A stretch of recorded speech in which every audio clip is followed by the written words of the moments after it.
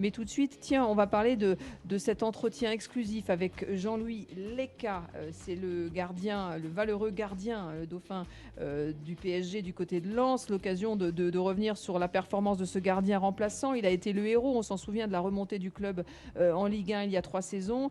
Et à 37 ans, c'est la solide doublure et le grand frère de Brice Samba. Jacques Vendroux et Cyril de la Morinerie l'ont rencontré cette semaine. Entretien. Tous les sports est sur Europe 1. Bonsoir Jean-Louis Leca. Bonsoir. Merci d'être sur Europe 1 ce soir.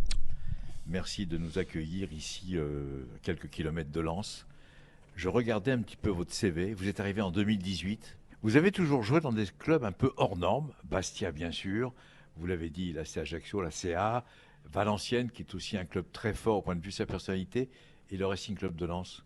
Vous aimez ces clubs à forte identité régionale, quelque part? Je pense que j'ai été un privilégié de pouvoir lutter et combattre avec cette unique. Et puis après, je pense qu'il n'y a pas de hasard. Peut-être vous jouez dans les clubs qui vous ressemblent, tout simplement.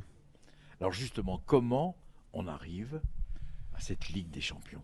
Alors qu'il y a 5 ans, vous étiez en Ligue 2. Alors je sais, vous avez beaucoup travaillé. On n'y est pas encore, on y sera dans un mois, dans 2 mois. Enfin, vous êtes en Ligue des Champions, vous oui, êtes deuxième du oui, championnat. Oui, bon, oui. Vous allez à un moment regarder la télévision Exactement. ou écouter la radio pour connaître le tirage au sort de la Ligue des Champions. Vous y êtes, quel chemin parcouru, mais il y a un côté magique, exceptionnel. Le chemin, c'est d'abord, quand je parle des premiers contacts que j'ai avec Éric Roy, avec Arnaud Pouille, voilà, c'est des discussions pour déjà remettre le club là où il doit être, c'est-à-dire en Ligue 1. C'est essayer, les premiers temps, de faire prendre conscience à ce groupe qui est en train de se constituer, à cette nouvelle génération, qu'il y a une anomalie dans cette Ligue 2, c'est que le Racing n'a rien à faire ici. Et comment on essaye? Déjà, on essaye d'être exemplaire. On essaye de montrer le plus grand professionnalisme possible, en fait, qu'on soit une locomotive et que tout derrière s'assemble et qu'on arrive avec 3-4 joueurs à tirer tout le monde vers le haut. Ça s'est mis en place tout doucement. Alors on n'a peut-être pas eu les résultats escomptés d'emblée parce que j'ai pas été exemplaire la première année. Il y a ce carton rouge par exemple sur le barrage de Troyes. Mais après, il y avait tellement eu beaucoup de choses de fait positives qui ont été après sur la deuxième année, sur la montée de fait, que c'est que ça devait se passer comme ça tout simplement. Jean-Louis Leca sur Europe 1 avec Jacques Vendroux. Une saison incroyable, le Racing Club de Lens, avec cette remontée, on l'a dit, cette Ligue des Champions.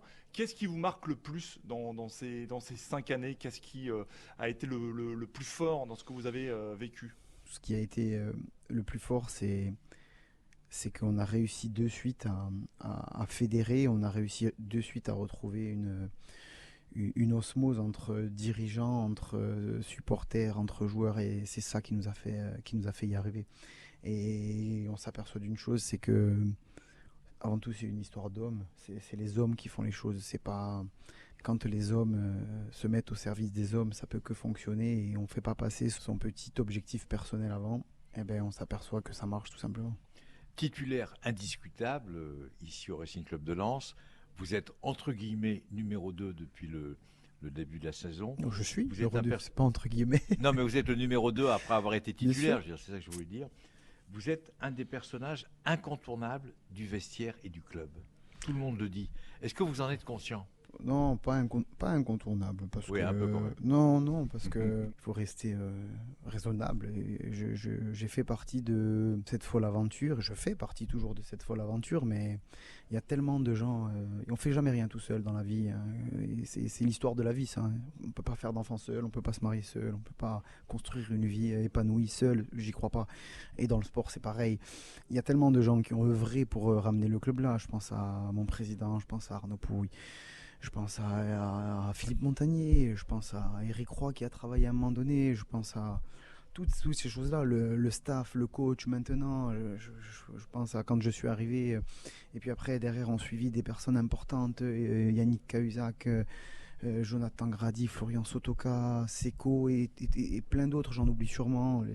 On ne voit pas aujourd'hui comment le club a super bien grandi et comment le club évolue, mais on ne s'aperçoit pas des gens qui aujourd'hui sont à notre service, nos intendants, à l'intérieur du staff, toutes ces personnes qui sont là pour nous, pour pour nous amener et nous faire penser qu'à une seule chose, c'est le jeu.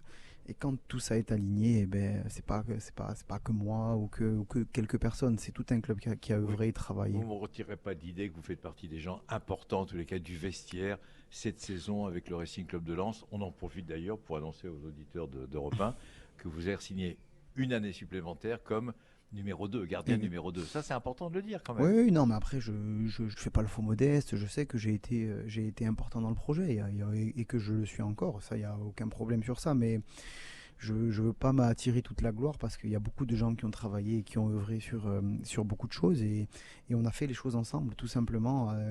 Et on a créé une relation humaine qui a fait qu'à un moment donné, on est en haut. Et que je parle de gens là de l'intérieur et qui sont salariés du club, mais je pense aussi à nos supporters et je pense aussi à plein de gens qui aujourd'hui, grâce à ces gens-là, le club en est là où il est. Jean-Louis Léca sur Europe 1 avec Jacques Vendroux. Il y a quand même une personne très marquante qui vous a beaucoup aidé, c'est votre entraîneur, Franck Hez, meilleur entraîneur de Ligue 1. Il vient de recevoir son trophée aux soirées de l'UNFP. Qu'est-ce qui fait que c'est un super manager? Alors qu'on ne le connaissait pas il y a quelques années, il était issu du monde amateur. Il est aujourd'hui un entraîneur adulé. D'ailleurs, on ne sait même pas s'il va continuer la saison prochaine auprès du Racing Club de Lens. Peut-être que vous le savez, vous. Moi, je ne sais rien du tout. Je sais rien du tout. J'espère qu'il continuera parce que, pareil, il fait partie des gens qui ont fait grandir le club et il fait partie des gens qui font un travail et qui ont un investissement sans faille sur le club. Donc voilà, c'est pareil. Que dire de quelqu'un qu'aujourd'hui on voit dans la lumière et qui fait un super boulot, voilà. Donc il a pareil avec lui aussi et il l'a dit lui-même, un staff extraordinaire, des dirigeants qui le soutiennent et il y a plein de choses qui s'emboîtent bien à chaque fois pour que j'ai envie de dire que toutes les cases sont remplies pour pouvoir avancer. On peut parler de Brice Samba, Bien qui est sûr. l'un des meilleurs gardiens du foot français Mais actuellement. il faut parler de Brice Samba. Voilà, et c'est en partie grâce à vous. Non, c'est Enfin, pas. vous l'avez aidé, Non, voilà, vous l'avez aidé, non. vous l'avez aidé. Non, Vous l'avez aidé, non mais vous l'avez aidé, Non, vous le savez mais aussi bien que moi. ça fait partie de ce que je disais tout à l'heure quand on parle de ces projets personnels en avant. Je veux dire, en arrivant ici, je savais que je vais avoir 38 ans. Je ne serai pas le gardien du Racing Club de Lens et la doublure du Racing Club de Lens parce que je suis doublure aujourd'hui jusqu'à X années. Aujourd'hui, Brice a pris le relais et d'une manière remarquable. Donc voilà, et c'est super pour le club. Je le dis tout le temps, le plus important, c'est le Racing Club de Lens. C'est comment ces gens-là, parce que que ce soit Guillaume ou Charles Tange qui ont défendu avec honneur les couleurs du Racing. Je l'ai fait aussi, Brice continue à le faire. Et le plus important, c'est ça.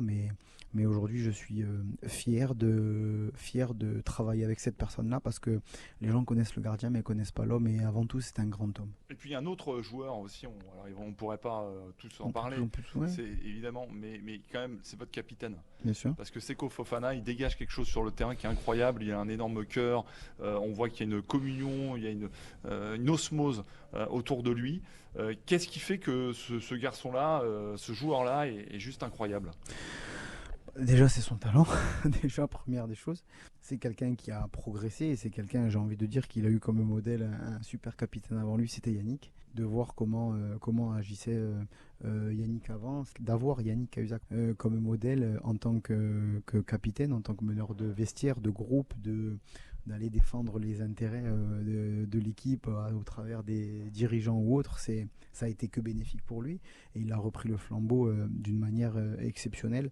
Donc voilà, aujourd'hui il est en train de prendre une autre dimension. On savait que c'était un très très bon joueur. L'année dernière il a fait une super saison aussi et il a marqué des buts, mais cette année encore il a su montrer la voie à l'équipe et aujourd'hui toutes ces personnes-là, on parle de Brice ou on parle de Seko, mais on peut parler de gens extraordinaires qui, pareil, j'ai envie des fois je rigole, c'est un peu nos bébés à Yannick et à moi, mais on peut parler de Flo et de Flo Sotoka et de Joe Grady qui aujourd'hui sont des cadres et qui sont reconnus dans le vestiaire et par le club. Et donc voilà, aujourd'hui c'est ce que je disais tout à l'heure, c'est qu'il y a un groupe qui travaille pour vraiment mettre en avant juste une seule chose, c'est l'équipe. Dernière question. Oui. Quand vous étiez gamin, c'était quoi votre poster dans votre chambre de gardien de but? Si c'était gardien Alors, de but. j'avais pas un poster de gardien de but. Moi, j'ai toujours été fan du Milan AC. un très grand fan du Milan AC et mon idole c'était Gennaro Gattuso. donc, donc voilà. Et en gardien de but, C'était, quels sont vos gardiens que vous avez aimés? Déjà, quand on est gardien de but, on aime tous les gardiens.